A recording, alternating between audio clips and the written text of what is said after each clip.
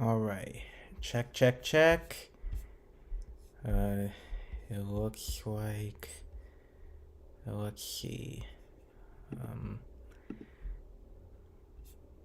my stream is on YouTube and on Twitch, and okay, so with that said, let's go ahead and begin. And welcome everybody to a special news episode of the Danville Discussion.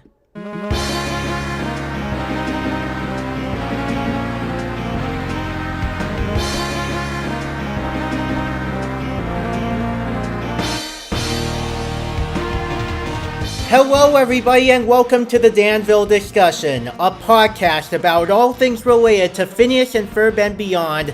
I am your host Caleb Dirksen, and some of you may know me from my YouTube channel of the same name, the one and only place for some web series related to animation such as Caleb Reviews. If this is your first time here, well, welcome, and welcome to my first live episode by the way. Now let me explain to you what this is.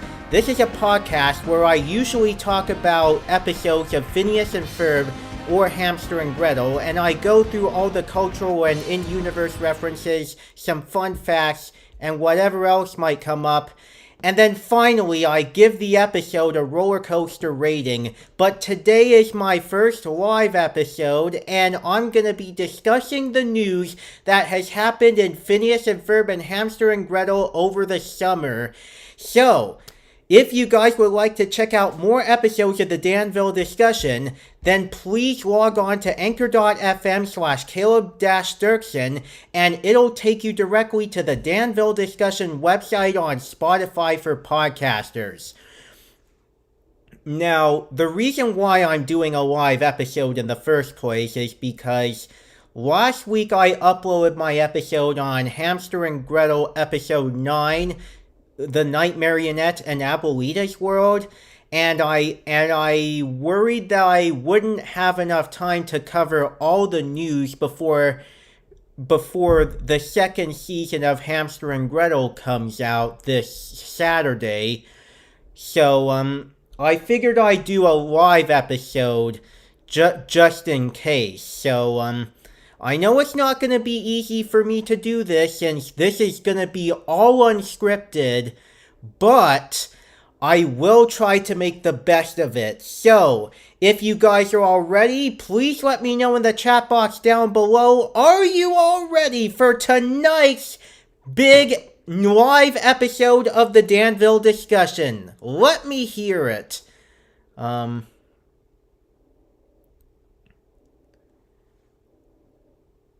Yeah, it looks like there's barely anyone in the chat box right now. Ah, well, people should be ready anyway, so if you are, then let's begin. Let's get started. And to start things off, I'm going to be covering Hamster and Gretel news. And this is a... Oh, hi, Seth. Yeah, today is the moment that I talk about my thoughts on what I have seen of the new season of Hamster and Gretel through a preview that has been uploaded by the Disney Channel YouTube channel recently. So with that said, let's go over here as we check out the trailer for the upcoming second season of Hamster and Gretel. So let's go ahead and check it out. Let me get this straight. We're surrounded by the best space tech in the world, but we turn to a kid and her gerbil? Do you have any snacks? Hamster and Gretel. We're here to stop you. The world's most improbable duo. Solving mysteries is just an average Tuesday. Are kicking it up a notch. Yes, just like in the comics, and the movies, and the movies based on the comics. With super duds. What else you got? Next. Maybe this was a bad idea. Super digs. Our own superhero lair! You haven't even seen the best part. The sparring room. By the way, it's got an aromatherapy room. And Kevin. As they gear up for their greatest battle yet. I am the terror in the darkness, the shadow behind the stars. I am Oblivion. Are you freaking out? Because I'm kind of freaking out. All right, team, we've got a world to defend. Let's go, Hamster! If anyone needs me, I'll be in my aromatherapy room. Hamster and Gretel! Who's the...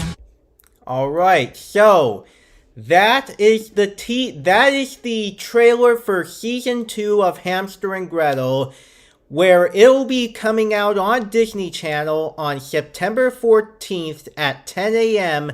this Saturday, and then it's gonna come to Disney Plus on September 18th in the US. Oh, hi, Ryan. Welcome. So, before I get into my actual thoughts on the trailer, let's read the news over here. On my source from the Disney Television Animation News Tumblr, Disney-branded television's animated superhero comedy Hamster and Gretel, created by Dan Povenmire of Phineas and Ferb, returns for Season 2 on Saturday, September 14th at 10 a.m. Eastern, with two episodes weekly. The first 8 episodes will be available on Disney Plus on Wednesday, September 18th.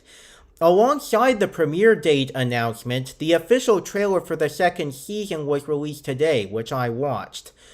After protecting their city from local villains in the first season, their adventures take a dramatic turn. This time, they will face a global extraterrestrial threat while juggling school, crushes, and local villains. And then they list all the guest stars that are going to be appearing in Season 2, and they include Seth Green from Adult Swim's Robot Chicken as Foot Kicker, Ming-Na Wen from Disney Animation's Mulan as Dr. Hawthorne, Alfred Molina from Marvel's Spider-Man No Way Home as Big Bad, Amy Sedaris from Netflix's BoJack Horseman as Hiromi's mom, so Hiromi's mother is going to make a first appearance in this season, Juni Tanaka, Joel the Kid Miro Martinez from Primos as Luis Demo, and Tim Robinson from the Big City Greens franchise and Chippendale Rescue Rangers as Ziggy. So those are going to be all the guest stars that are going to be appearing. Yeah, and this guy here says, I know he played a rooster on Big City Greens, but I'm pleasantly surprised to see him here. And I am too.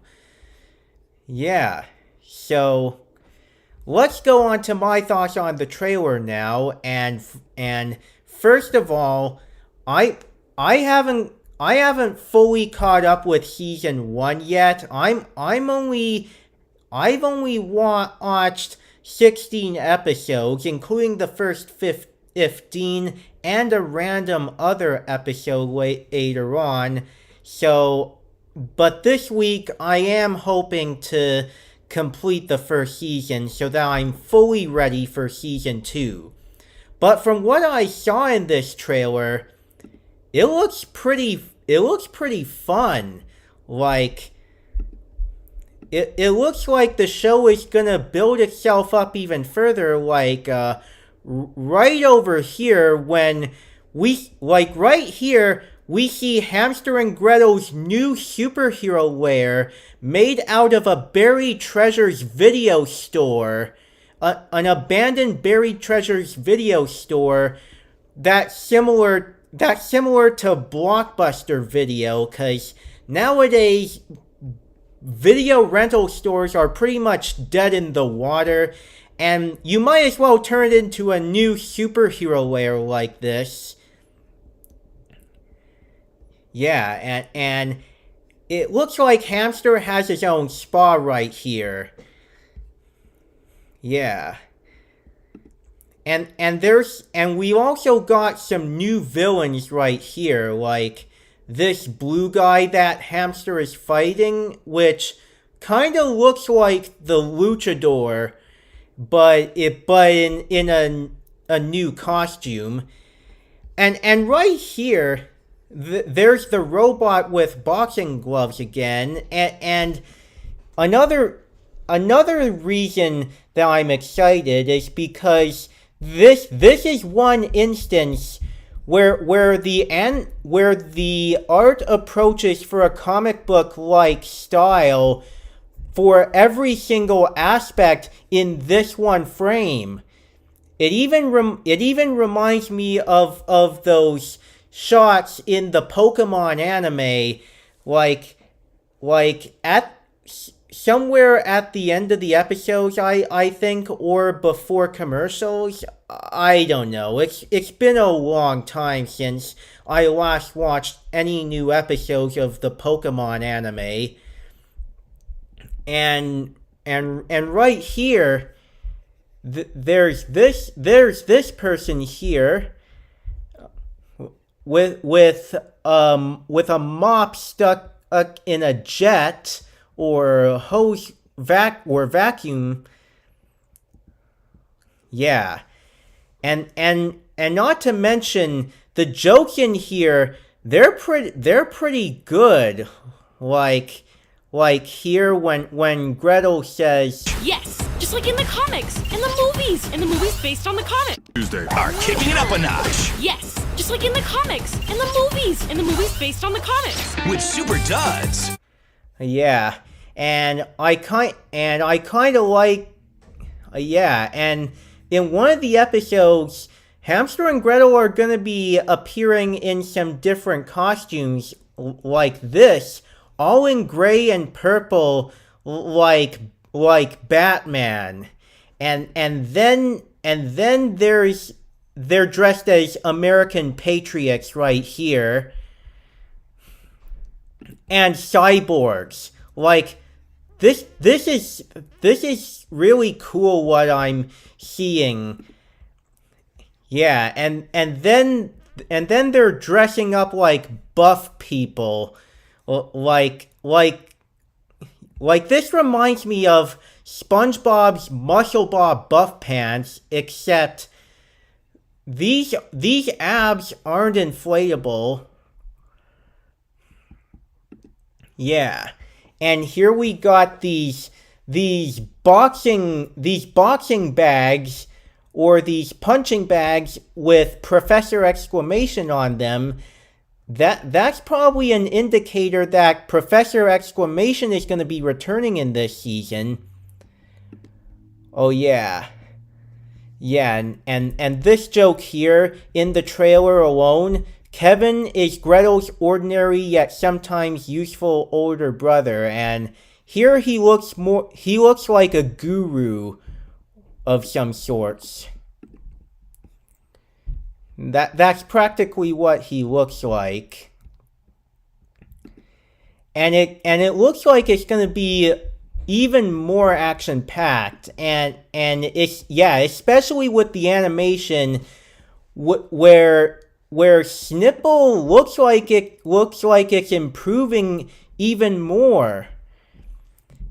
Yeah, and this is probably going to be the big bad of season 2 right here. This blue purple alien right here. Like, let me go back and play it. Shadow behind the... Oh yeah, they're punching in the alien. It looks like a dummy, but I'll have to look further into season 2 to see how it builds up. And then we got the return of La Cebolla here, throwing onions, and this giant mechanical eyeball in space. And yeah, it looks... If anyone needs me... Yeah, and there was Fist Puncher here. And right here at the end, also what I thought was funny was... Needs me, I'll be in my aromatherapy. If anyone needs me, I'll be in my aromatherapy room. Yeah, but I really like what I'm seeing in this trailer. And one more thing, even the government is shown to appoint Hamster and Gretel right here. And you know what this trailer reminds me of? It reminds me of the third and last season of Kid Cosmic, where all the main characters get their own superhero wear, and they finally become a new the global heroes with actual costumes. And they're fighting off comic book villains. So, are you excited for this season 2 of Hamster and Gretel? Yes, I am. And those are my thoughts on the trailer. And if you too are excited to check out this new season, then keep in mind that it's going to be coming to Disney Channel Saturday, September 14th at 10 a.m. Eastern. And then the first 8 episodes are going to be on Disney Plus in the US on Wednesday, September 18th. And another thing right here, on Tumblr, there's also another reblog. I'm actually so excited. I wasn't very enthusiastic when Hamster and Gretel first came out. The first half of the season was decent, but not the Phineas and Ferb vibes I was hoping for. But they pulled it out with the second half and the finale. Great setup, really well done, foreshadowing and pulling together the story, and a really promising lead into the next season. I can't wait. And yeah, exactly. It did take some time for Hamster and Gretel to find its footing as the first season progressed. I know there were some episodes that aren't as good in my opinion, of course, the pilot, Abuelita's World, and especially For Whom the Bell Tolls, which, spoiler alert, is a terrible episode. Yeah, but I am excited for season 2, and yeah, and they are killing it with the second half and the finale from what I've heard. So hopefully I'll finish season 1 before I'm ready for season 2, and then I'll watch season 2 when it comes out.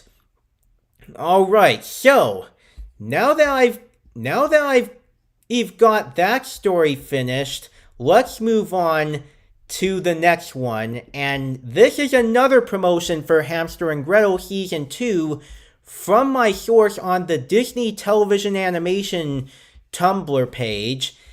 And for promotions, we've got this comic right here that Dan Povenmire himself drew on a digital app, and here's the comic where Hamster is eating a burrito. Gretel, I'm trying to finish this burrito. Can you tell them? And then Gretel says, gladly. Hamster and Gretel Season 2 dropping on September 14th on Disney Channel and September 18th on Disney Plus Punch! And then Gretel punches a wall and says, oops. And then there's Kevin reacting to, Season 2? Oh no, I'm not ready for this. And Hamster burps. I like that smash effect. Yeah, well, let me zoom it in a little more so you can see better. And then Gretel says, poor Kevin, he still doesn't have any powers, and now he doesn't have Hiromi as a girlfriend. Get this man a chalkboard stat. Yeah. And over here, Whew, cool, thanks. Okay, when we last saw the aliens, they said all the bad guys we battled were to prepare us for something more evil still to come. Yeah, like here, Kevin is elaborating on a chalkboard. A much greater evil is coming next season. And right here, Gretel says, wait, more evil than these guys? Like Professor Exclamation and Fist Puncher and the Destructress? And Hamster? And weirder than these guys? Like the Earworm, Van Dyke, the Bouncy Castle, and Copycat? And more food themed than these guys? Like the Sloppy Joe monster and La Cebolla? And they're dressed in baking baking material. And then Kevin says, I'm afraid anything is possible. Gretel says, it's all right, we'll be ready, but first, I need to clean Hamster's cage. Yuck, I regret nothing. And Cameron Cochran says, that's an awesome comic I already shared with my friends from Facebook. Oh, you did? I actually kind of like this comic too. So, yeah, and from the clips I've seen of the rest of season 1, he doesn't, so apparently in the season 1 finale, Kevin loses Hiromi as a girlfriend, as in they broke up for a bit, I'm hoping, and they said that a much greater evil is coming next season.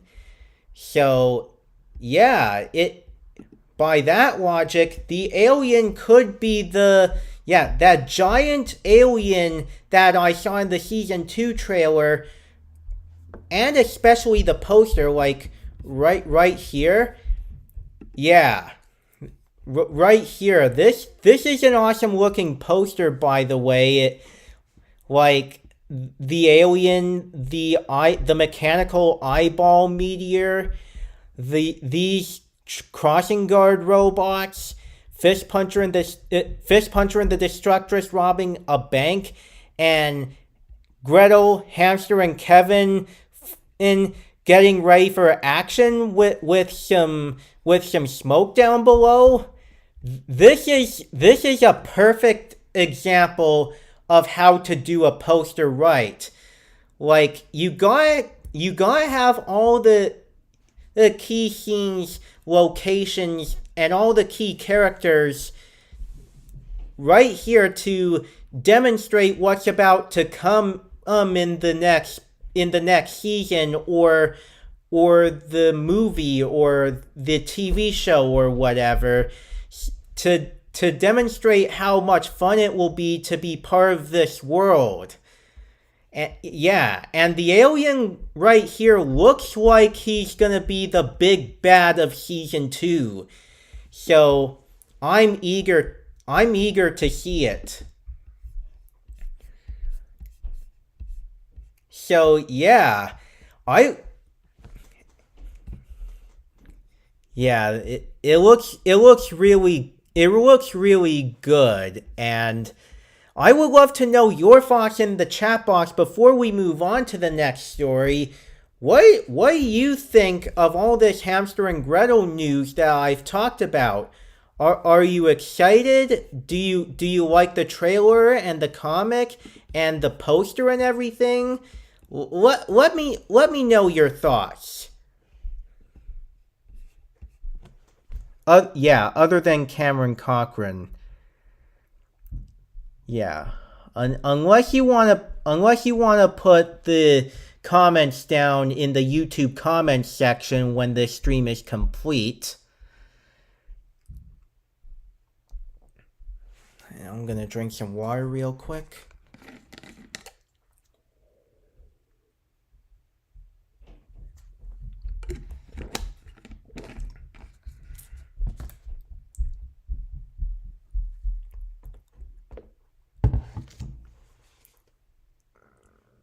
Yeah, it looks like PTV gave me this emoji.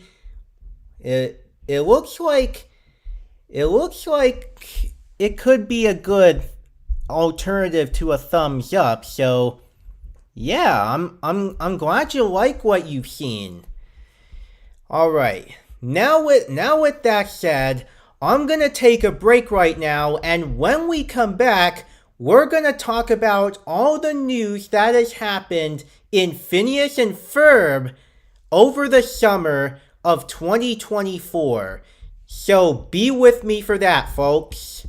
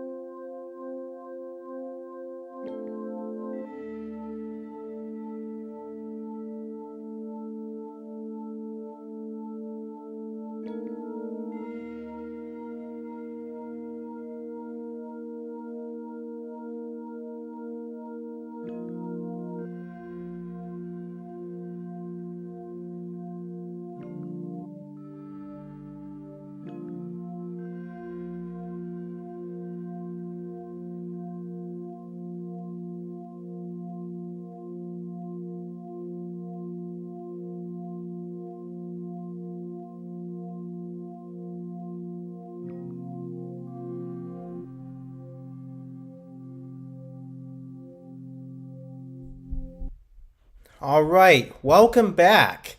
Now, when it comes to our next subject, we're going to be talking about Phineas and Ferb.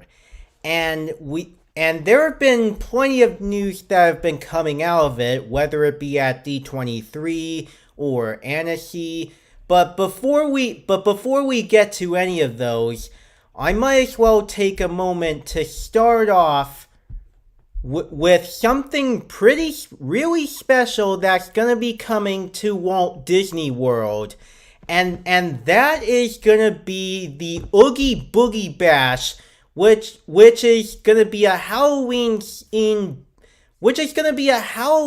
celebration at Walt Disney World, and it's back with Dr. Heinz Doofenshmirtz. So we're gonna be checking out what it looks like right here with this little short right here from Disney TVA News. So let's take a look.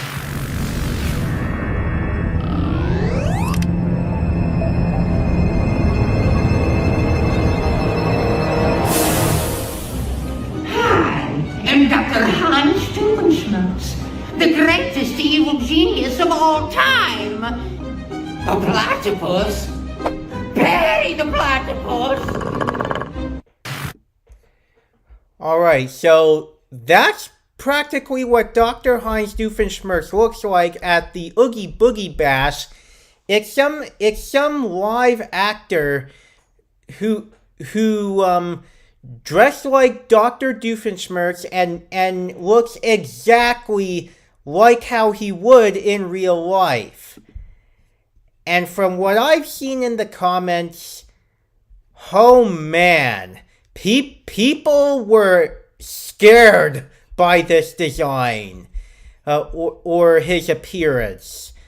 Like, this is not what you would want to see in real life. Like, even the Dr. Doofenshmirtz costume from the Phineas and Ferb live show from over a decade ago, that looked more close to the cartoon. But this, I'd expect this in a live action movie of Phineas and Ferb. Like, imagine if they got someone like Jim Carrey to play Doof, and they got him to do a Dr. Doofenshmirtz impression, and they gave him did some makeup on him to give him a longer nose, a little wart on his face, and a pointy head on top. And they gave him this little patch of hair right here, and they put him in costume. That's basically what I would think of a Dr. Doofenshmirtz in a live-action adaptation of Phineas and Ferb in a nutshell. And in my opinion, it does look pretty terrifying. But on the other hand, It looks like fun, but yeah, and even his impression right here. I'm Dr. Hans Doofenshmirtz, the greatest evil genius of all time. Yeah, I take it back. It like, not only is this Doofenshmirtz terrifying, but his voice, that ain't it. I can tell that he is trying his best to be a good impersonator of what Dan Povenmire would do for the voice of Doof, but yeah, this ain't it. And yeah, I'm pretty sure Dan would have something to say about this. Like, yeah, right here, on this source here from The Laughing Place, hopefully Perry the Platypus is nearby, as Dr. Doofenshmirtz has debuted at Disneyland. Oh, so it isn't at Walt Disney World. The Oogie Boogie Bash is at Disneyland in California. So, teased earlier this month, one of the new villains appearing at Disney California Adventure's Oogie Boogie Bash has made his first appearance. The Disney Parks has posted the first look at the Phineas and Ferb star, Dr. Doofenshmirtz. Yeah, and it says here on Instagram, alert the entire tri-state area. Dr. Doofenshmirtz is coming to Oogie Boogie Bash at the Disney Parks at Disneyland Resort. And he will be joined this year by Hades from Disney's Hercules, also hinted at in the teaser video from the start of the month. As always, these characters are set to be a part of various treat trails around the park, not proper meet and greets, yet still interactive experiences. He will make his proper Oogie Boogie Bash debut at the Sold Out event on August 25th. And so that's basically it. And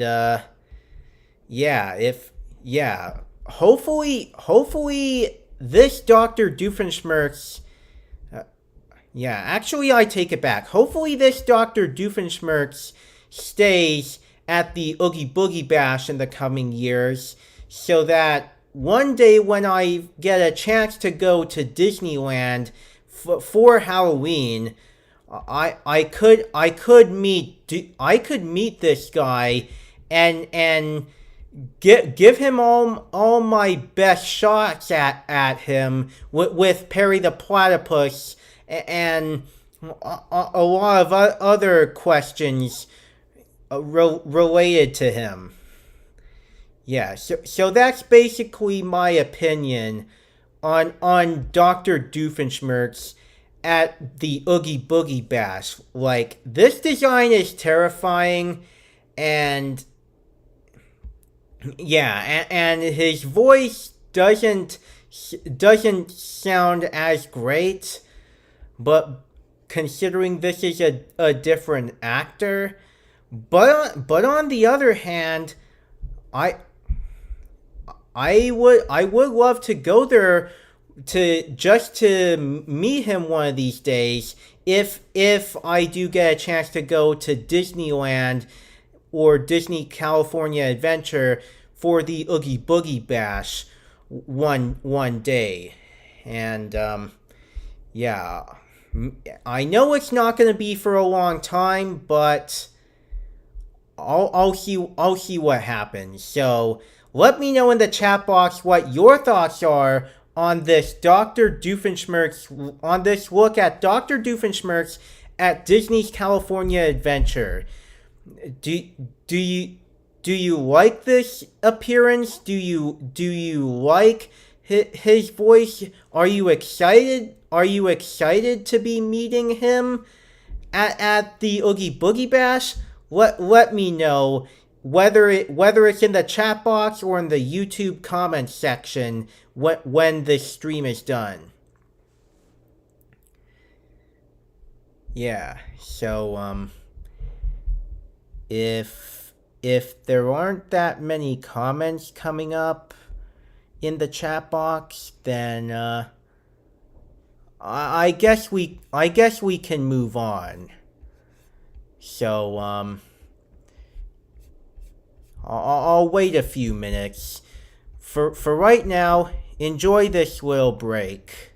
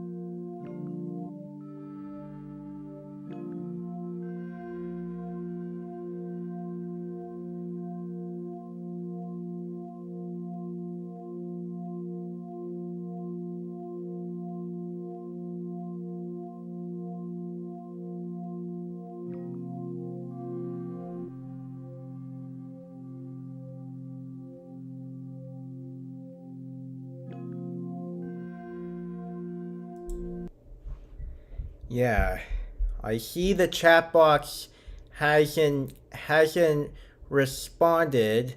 So if the video gets when the video gets published on YouTube, you can leave your thoughts down in the comments below. Yeah, and I see in the what we're covering section, I am aware of James Earl Jones passing, and I'm really sad by that. Like, he was such a great and influential actor.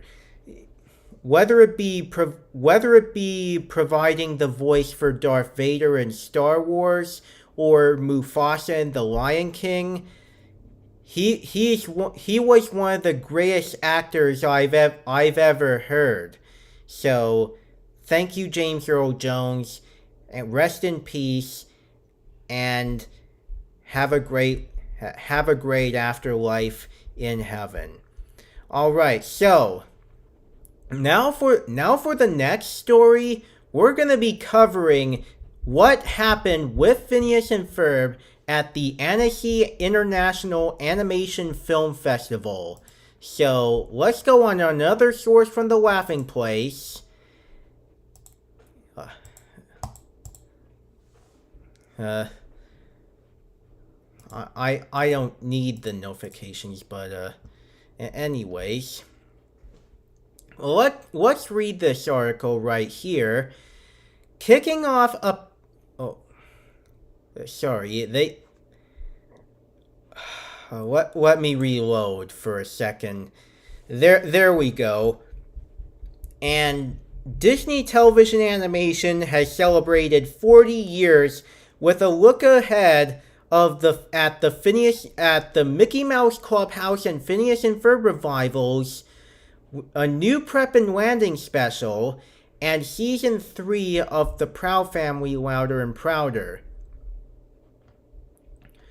So I am aware of Mickey Mouse Clubhouse coming back in the mid-2020s, but the big subject is Phineas and Ferb right here, and here it reads: Phineas and Ferb co-creators Dan Povenmire and Jeff Swampy Marsh opened up about their new 40-episode order, sharing that they consider this to be the original show's 5th season.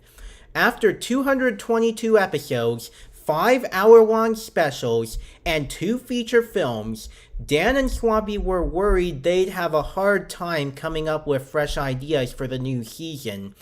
But less than a week into the writer's room, which consists of returning writers and a fresh young talent, all concerns dissipated. Dan believes 7 of the new episodes are destined to become favorites for the show's most diehard fans. And never mind this ad for the Toyota RAV4.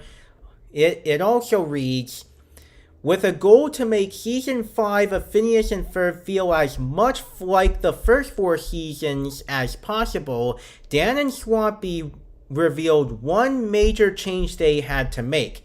It's a new summer. Set 1 year after the previous iteration of the show, Season 5 will kick off with a splashy musical number about the start of a new summer season.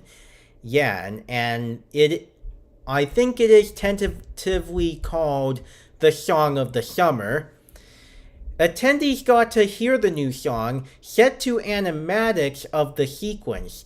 A picture-in-picture video showed choreography by TikTok duo Cost and Mayer, whom Dan met through becoming a TikTok star in his own right with over 7 million followers.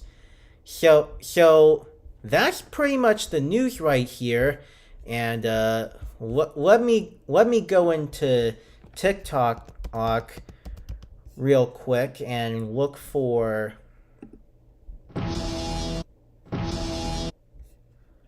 not now. Let me look for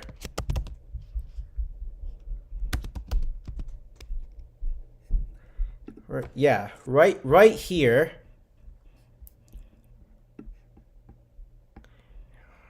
Yeah, as soon as I drag the slider to fit the puzzle. Yeah. Yeah, and going down here, let's see.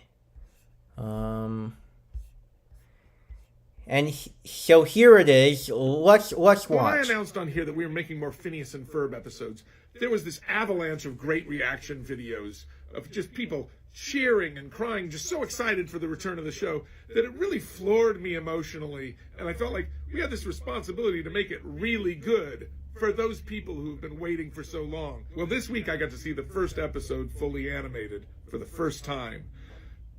And this happened. Dan, why are you crying? Why are you crying? I just saw the first episode in color, and I think it's really good.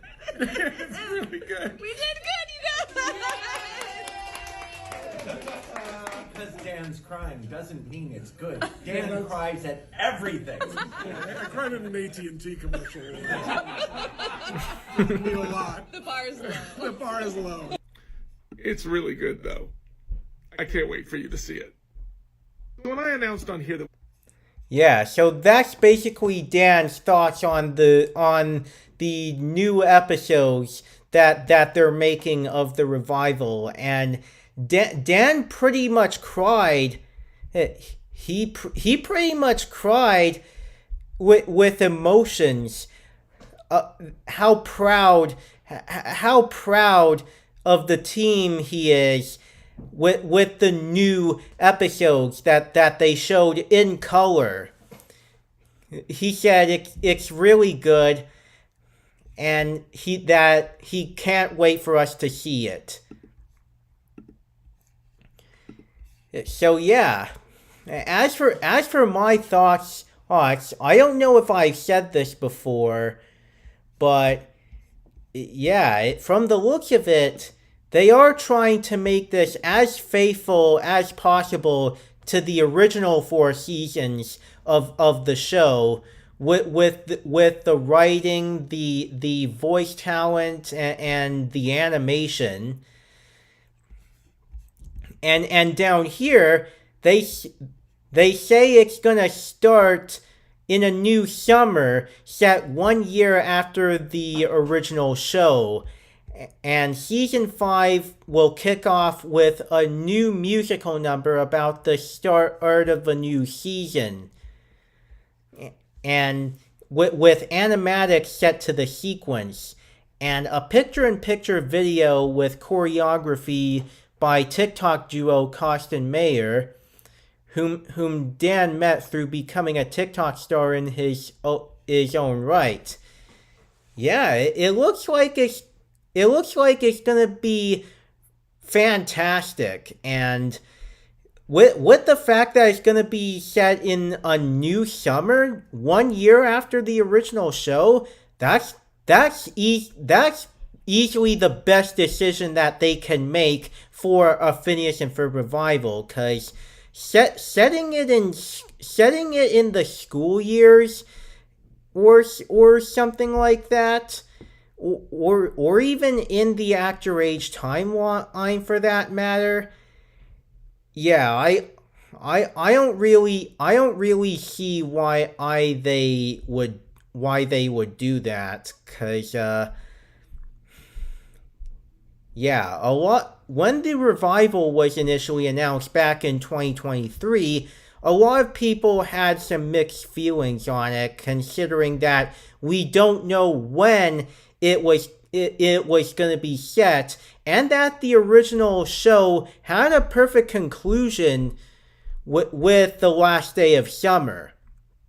So, yeah, I am hoping to see what they can do with the new seasons, and of course I also saw some leaked screenshots and backgrounds on the internet in color after the D23 Expo, which I'm gonna get to in just a moment, and they look beautiful. I'm not gonna show them for spoiler reasons, but they they did show the backgrounds, and they looked really nice. They looked like a glow up from the original 4 seasons, and Candace Against the Universe for that matter. As for the characters, they weren't in color yet, and I only saw them with line art in white, but I am willing to see how it finally looks when the new episodes come out. And now let's move on to the big not yet. I have to know your thoughts, and I want to know your thoughts in the chat box now that we're done with the Annecy news. So I would love to know your thoughts either in the chat box or the YouTube comment section. What are your thoughts on all this news from the Annecy International Animation Film Festival about the Phineas and Ferb revival? Are you excited? Let me know. Let me know as we take another break right here.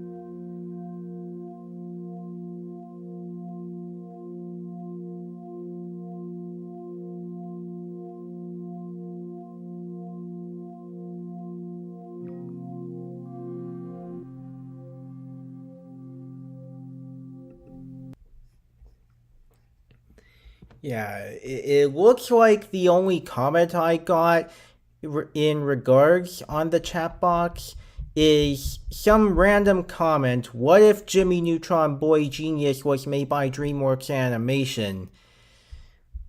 I don't know, but let's stay on topic here, and sorry about that. Stupid ad. Yeah, but maybe you can let me know your thoughts in the YouTube comment section after this episode is published, and I would love to know your thoughts.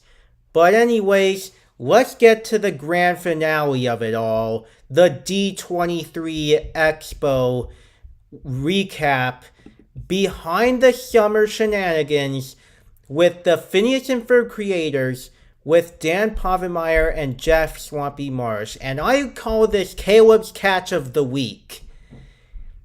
So, reading this article right here on the same source, The Laughing Place, behind the summer shenanigans with the Phineas and Ferb creators was among the first panels to start this year at D23, the Ultimate Disney Fan Event, drawing a packed crowd into the backlot stage to hear from series creators Dan Povenmire and Jeff Swampy Marsh. The hour was primarily spent looking back on the looking back on the original series' 4-season run, but there were also a few looks ahead to the upcoming revival. Moderated by Variety TV's editor Michael Schneider, the creative geniuses behind Phineas and Ferb took the stage and treated some of their most die-hard fans to the signature banter. In terms of what we learned about Season 5, there wasn't much that hadn't already been revealed at Annecy, including showing attendees the same animatic of the season's opening song, Summer is Starting Right Now. So yeah, the tentative title, they confirmed that the tentative title is the Song of the Summer, but the official title is called Summer is Starting Right Now, with choreography by TikTok sensation Costin Mayer. The biggest news was about the makeup of the writers' room, with about half of the writers returning from the original show, and the other half are young writers who grew up with Phineas and Ferb. Additionally, Olivia Olson, who voiced Vanessa in the original series, has joined the revival's writing team. Jeff Swampy Marsh added, "The energy in the writers' room has been incredible. There are episodes in this season that I believe will become fan favorites." One of the fun origin stories shared about Phineas and Ferb was the reveal of a lost and found first sketch of what the show became. The concept was born from a simple doodle on butcher paper at a restaurant. As Povenmire recalled, "I drew this triangle-headed kid." Dan Povenmire recalled being at a restaurant and making use of the crayons and butcher paper on the table. "My wife asked me, 'Who is that?' and the actual words I said there were, 'This is Phineas. This is the show we're going to sell someday.'" That fateful sketch laid the groundwork for what would become one of Disney Channel's most iconic animated series, although after years of development and unsuccessful pitches, including Disney, who initially turned it down, Dan lost track of that initial sketch. When the show got finally picked up for the series, I just happened to be planning a yard sale that weekend. I was going through a bunch of books and stuff like that. I picked up 2 books, and in between them was that drawing. It felt like a good sign, and Dan now has the first ever sketch of Phineas framed in his house. Dan Povenmire often talks about his favorite moment from working on the original run of Phineas and Ferb, but hearing it again at D23's a stone's away from the Disneyland resort felt poignant.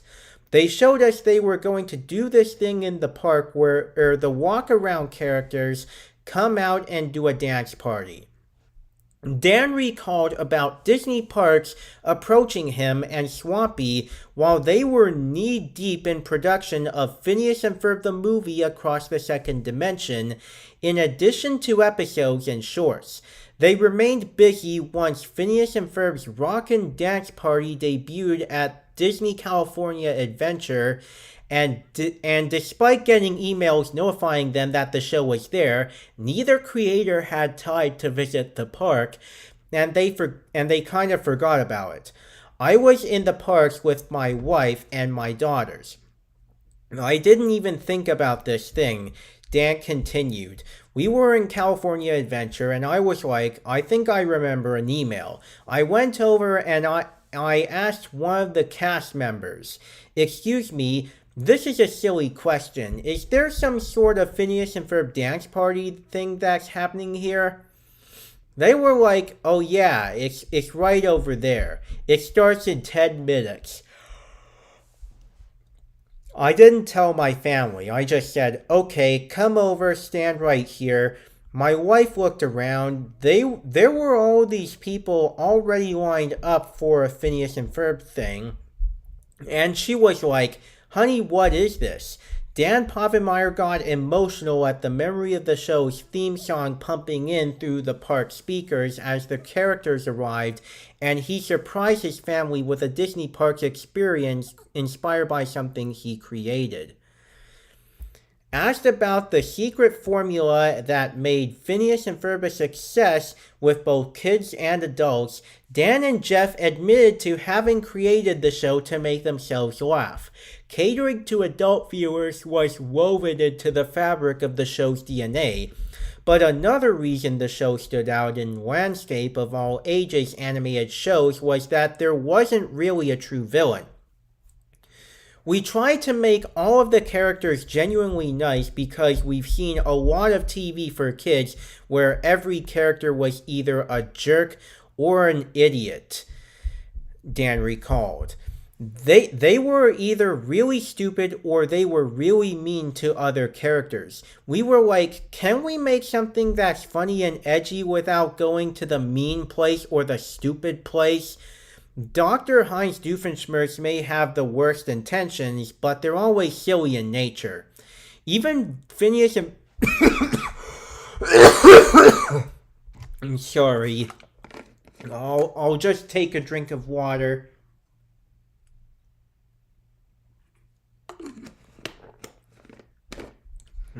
There we go. Anyways... Even Phineas and Ferb's bully Buford has a lot of soft qualities and ultimately proves himself to be good deep down. Phineas and Ferb's original run began in 2007, so some of the kids who grew up with the show are now working professionals, which led to a weird experience for Dan Povenmire when getting a vaccination. It's this giant room full of doctors, interns, young doctors, and the guy started talking to me. What do you do?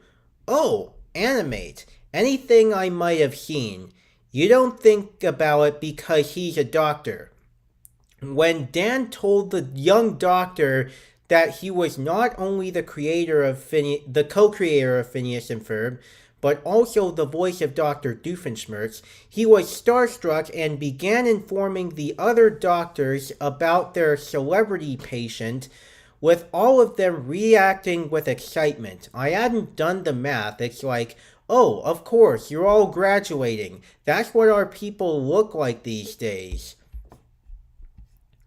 Attendees of the panel were given a Phineas and Ferb sketchbook and pencil when they entered the presentation, which came in handy when Dan and Swampy stood up and began leading a sketch tutorial, although they weren't on the same page, literally. As they drew, audience members could line up at a microphone to ask questions. Since Dan had already shared his Disney Parks Phineas and Ferb experience, a fan asked what kind of attraction they'd like to see created if Disney carved out a space at the parks for their IP. It would be some sort of roller coaster, Dan replied.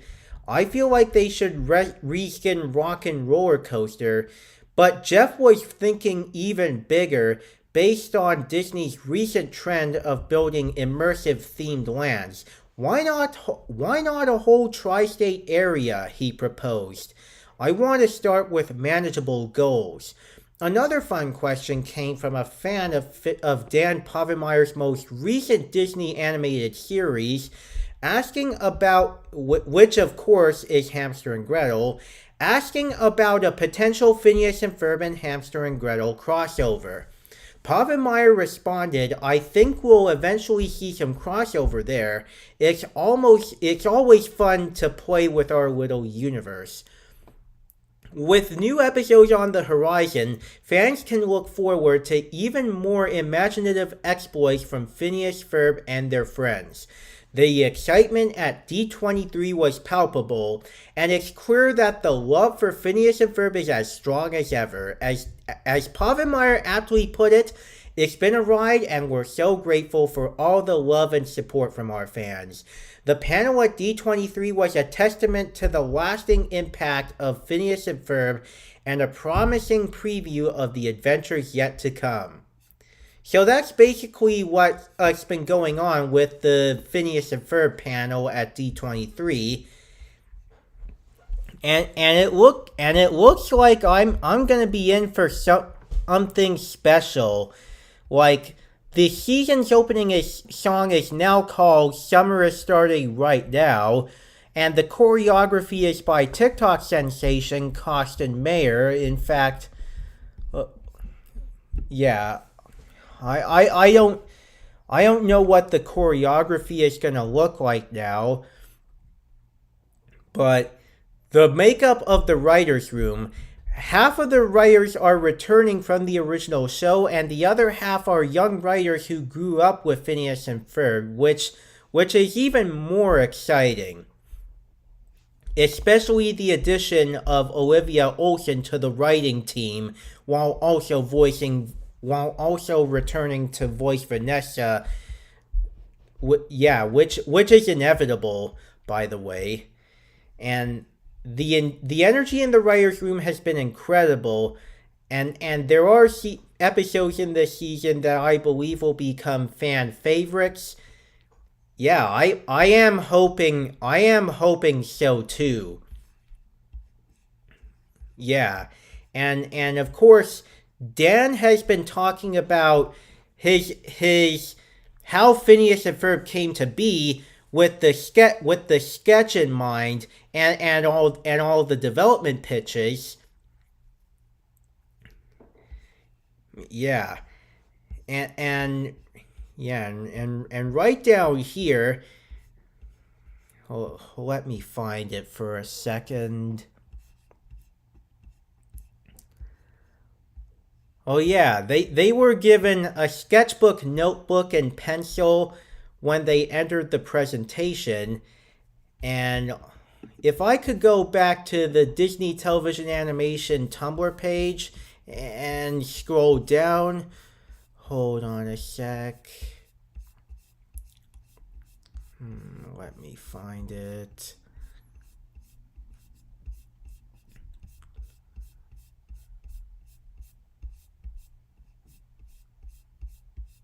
Hold on. It's not. Yes, right here. This is the sketchbook right here. It has the original title. It has one of the more iconic posters of the show, where you've got Phineas, Ferb, Candace, and Perry surfing on a wave, and Candace is about to wobble and fall off. And right here we got the Disney Channel and Disney Plus logos, because of course there's Phineas and Ferb is a Disney Channel show, and it's also available to stream on Disney Plus. So, yeah. And right here, it says Ducky Momo will return in season 5, which is a bonus. And right down here, I'm remembering that new book of all their summer adventures. That's nice. Wait, the new book? I'm thinking I think you're talking about the new comics collection that just came out from Paper Cuts, which I know is available on Amazon, and you can get it. Yeah, there's also a special pencil themed to Phineas and Ferb with the show's logo and the Disney Channel logo. Yeah. Yeah, and other questions about the Phineas and Ferb revival seem to be answered as jokes. They said a character will be killed off. Yeah.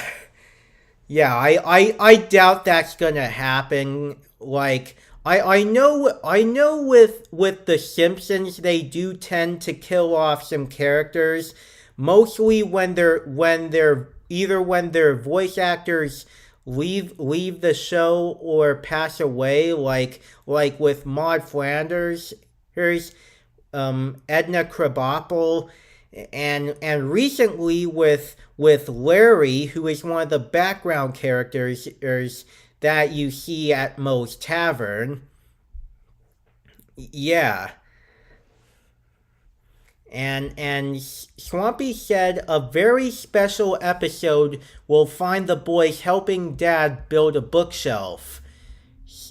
Yeah, I'm hoping that's the case with one of the episodes, and hopefully that's not a joke. Yeah, and will there be a Phineas and Ferb crossover with Milo Murphy's Law and Hamster and Gretel? Dan says he thinks there will be at some point. Yeah, I'm pretty curious to know what that's gonna have in store, cause I'm wondering if there will be an actual crossover between Phineas and Ferb, Hamster and Gretel, or all three shows. So, yeah. Yeah, and Dan says, I feel like they should reskin Rock and Roller Coaster or build a whole tri-state area on at one of the Disney parks. Yeah. Maybe I think they should reskin the Rock and Roller Coaster to a Phineas and Ferb roller coaster, but I would love for them to also open up a tri-state area attraction at one of the parks, with all three shows in mind, with Phineas and Ferb, Milo Murphy's Law, and Hamster and Gretel. So this is my thoughts on all this news, and they right here they did a drawing of Phineas by Dan Povenmire, and Major Monogram drew. I sound like Porky Pig, and I'm really sorry. But yeah, Jeff Swampy Marsh also did his character of Major Monogram right here in this sketch, saying stop being evil. Or become good, even.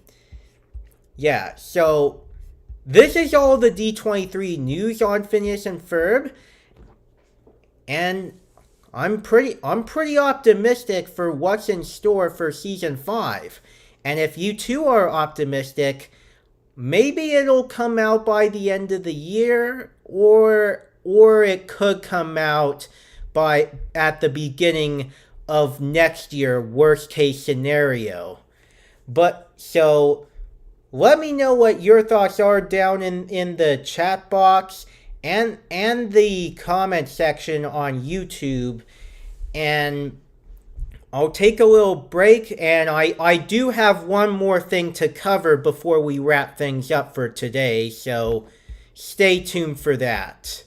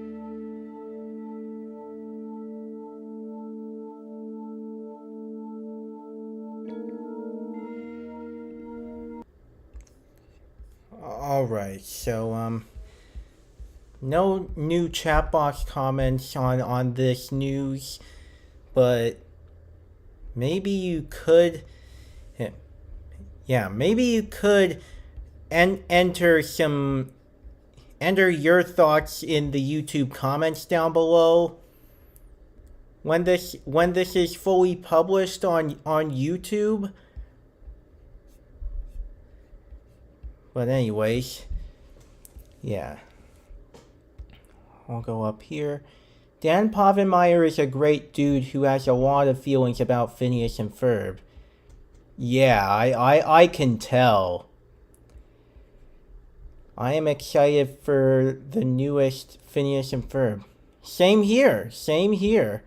But anyways, there is one more thing I would like to cover, and I forgot to do this when I talked about the Hamster and Gretel news, so I might as well do it now. Let's read the episode titles and synopsis for Season 2 this September. And every Saturday morning, we're going to get 2 new episodes of Season 2 throughout September. And it's from my source here on DGEpress.com on the Disney branded television press. And right here, we have Season 2, Episode 1, Hakuna McKevin, and the Great American Telenovela. For Hakuna McKevin, Gretel gets stressed out when Kevin returns from a relaxation camp with a laid-back attitude. Anyway, and next, the Great American Telenovela. When Carolina is cast in a telenovela, the kids have to stop a saboteur. And then episode 2, we have Lair Necessities. While Kevin looks for a new lair, Hamster and Gretel battle a pair of psychic construction workers. Tabor or not Tabor? Tabor helps Hamster and Gretel prepare for the threat from space. Alright. And then down here we have, that's for Saturday, September 14th. On Saturday, September 21st, we have Season 2, Episode 3, Evil Upheaval, and III. Evil Upheaval, the Destructress and Fist Puncher go to therapy to get their supervillainy back on track. So here we have another Destructress and Fist Puncher episode right here. III. Gretel and Bailey face off against an AI crossing guard. Like we saw in the poster earlier. So those were the robot crossing guards. Because robots are AI, and it's the fact that these are villains in this episode is pretty much an accurate description of what AI represents nowadays. Like AI has taken over the industry and it's becoming evil. Anyways, next after that is Season 2, Episode 4, Stress Ball. Hiromi's award ceremony at school is threatened by a mysterious creature. I Love Lucci. The luchador moves into Kevin and Gretel's apartment complex. Interesting. And down below on Saturday, September 28th, we have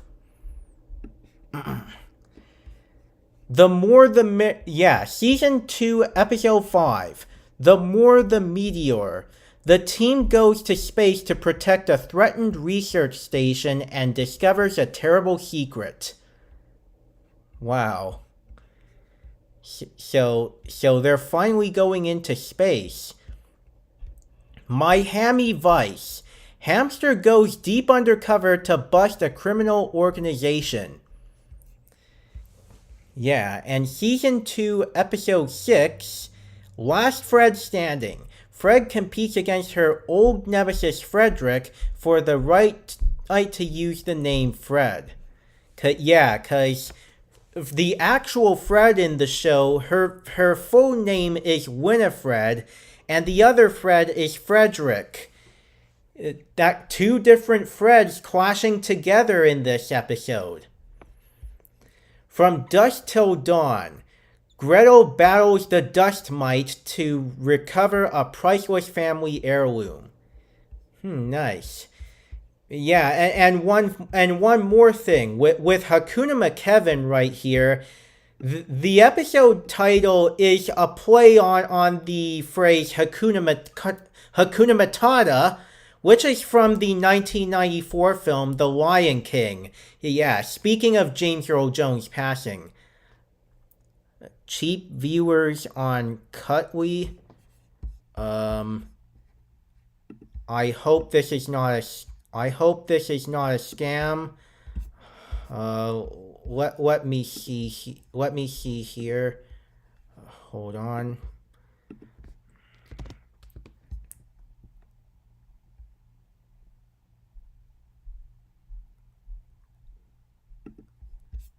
Not right now.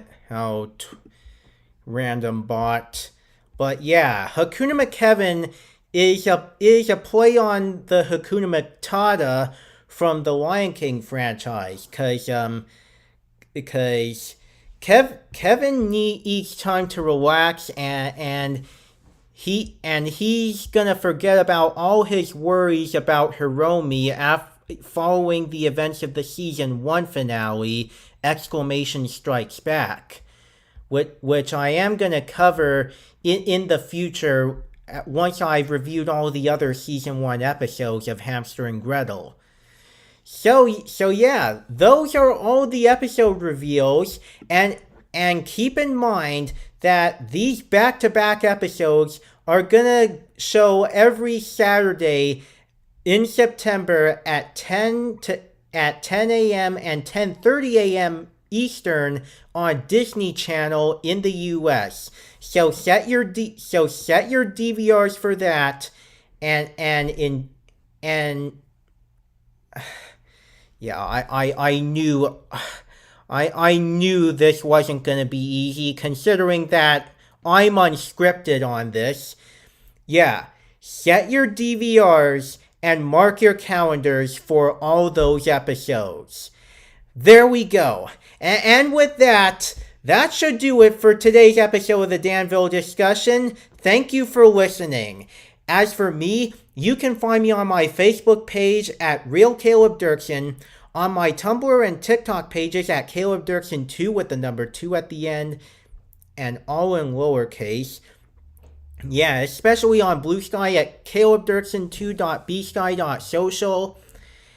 On Instagram at caleb.dirksen for my main page, and at Caleb Flynn Fletcher for my alternate page, at caleb.dirksen for my threads page, on DeviantArt at calebdirksen20, and you can also find me on Discord by entering the username Caleb Dirksen, all in one word and all in lowercase. And if you go to the invite link in the description of the YouTube video below, and on other podcast platforms especially, it'll also invite you to my Discord server so that you can talk with me about anything, including this podcast or my other content. And you can also find me on YouTube, and you're probably even watching it on YouTube right now. Just search for Caleb Dirksen and look for the icon of me as a soldier. And don't forget to go to patreon.com/Caleb Dirksen if you want to get early access, if you want to support my work and get early access to my content, including this podcast. Yeah, get access to this podcast 1 to 2 days early. And special thanks to all my patrons. You don't know how much it means to me. And as for this podcast, we are available to listen on Apple Podcasts, Amazon Music, Audible, Good Pods, YouTube Music, iHeartRadio, Spotify, and also on Spotify for podcasters. You can use your iPhone or your Android device or even go on the web at anchor.fm/Caleb-Dirksen to go directly to the Danville Discussion page over there. And if you've liked what you've been listening to and you want to help us, please rate this 5 stars on Apple Podcasts or Spotify. Please share with your friends and whoever might like it. Leave a review, whatever you like, and that's for if you're listening to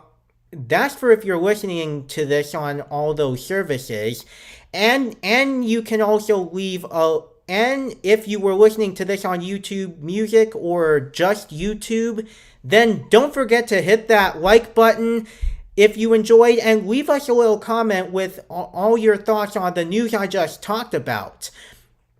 And you can also email me at and you can also email us at danvillediscussion@gmail.com with either the Danville Discussion or the episode topic in the subject line to share your feedback on the news.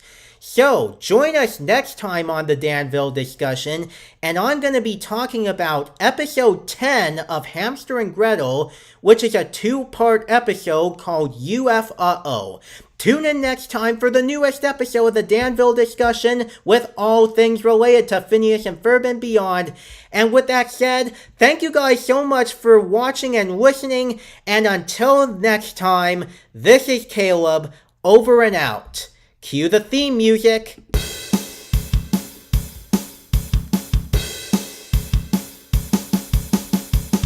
This podcast was created strictly and only for entertainment and information purposes. It is not endorsed by the Walt Disney Company, Disney Television Animation, or their affiliates. All and any names, images, clips, sounds, or other items related to Phineas and Ferb, Milo Murphy's Law, Hamster and Gretel, and other Disney properties are trademarks and or copyrights of their respective holders. All original content from this podcast is the intellectual property of the Danville Discussion and the host or hosts running the podcast unless otherwise noted.